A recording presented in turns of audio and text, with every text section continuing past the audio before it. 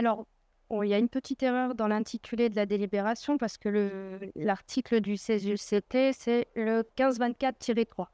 Alors, on n'est plus à une erreur près. Depuis la création de la ZAC des Coteaux de Sainte-Mus en 2008, la SAGEM et maintenant la SAGEP exercent des prérogatives de puissance publique.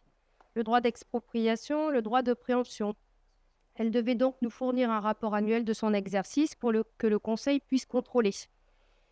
Quelle n'a pas été notre surprise de découvrir que depuis 2008, nous avons eu en Conseil deux rapports en 15 ans de création ZAC.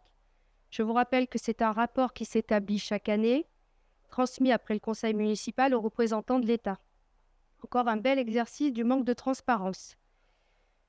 Donc, dans ce Conseil, vous ne tolérez déjà pas que les élus de l'opposition vous contrôlent, mais alors à la SAGEM et à la SAGEP, c'est l'omerta la plus complète. Le directeur général ne vient même plus au Conseil.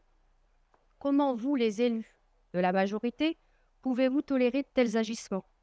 Aucun contrôle. Et que dire des 3 avances de trésorerie pour commencer les travaux dans la ZAC de Sainte-Mus qui manquent à nos caisses? Il nous manque 7 millions. 7 millions que vous avez accordés dans plusieurs conseils à la société gestionnaire de concessions sans contrepartie.